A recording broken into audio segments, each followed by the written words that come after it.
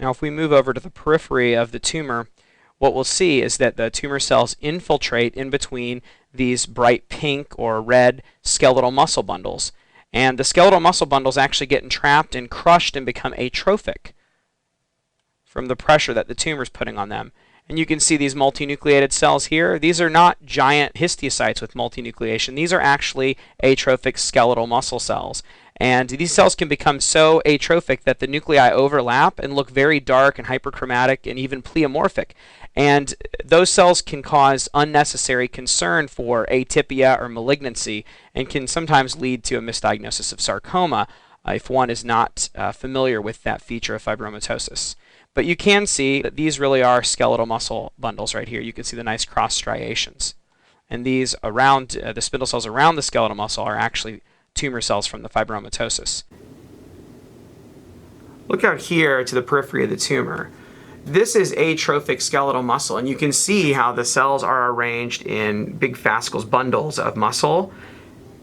And when you go to higher power, you can see that they look like normal, mature skeletal muscle, just smaller. So they're undergoing atrophy, breaking down the proteins in their cytoplasm and getting smaller. And they still have multiple nuclei, which tend to be peripheral, but as the cells get atrophic and shrink, the nuclei kind of move towards the center. And if we go over right next to the tumor,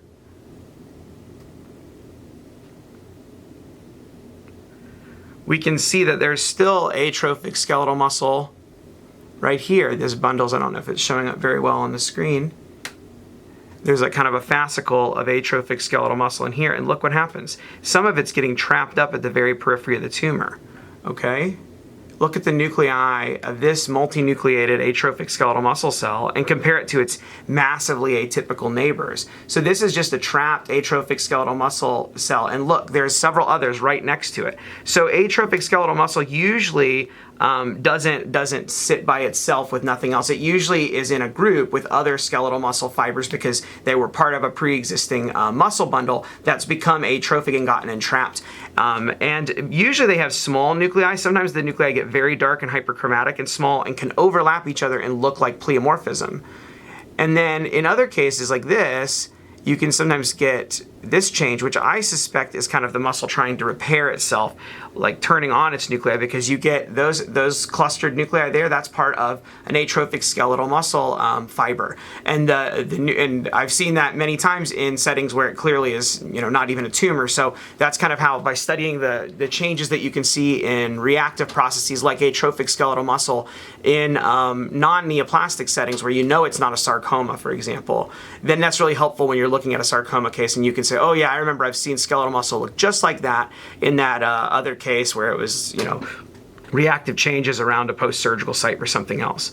All right, so that is also a muscle bundle, or a muscle fiber. So the point is near the periphery of a tumor, especially if you have atrophic skeletal muscle fibers right next to the tumor, always consider that the things that look like rhabdomyoblasts at the periphery or right next to other skeletal muscle, especially if you can track up and kind of move back and look and say, well, that stuff looks worrisome. But as you move back, oh, look, there's stuff there that clearly is skeletal muscle. And if you go down, you can find striations usually. Then if you should really be careful to make sure that you're not over-interpreting atrophic skeletal muscle as rhabdomyoblastic differentiation.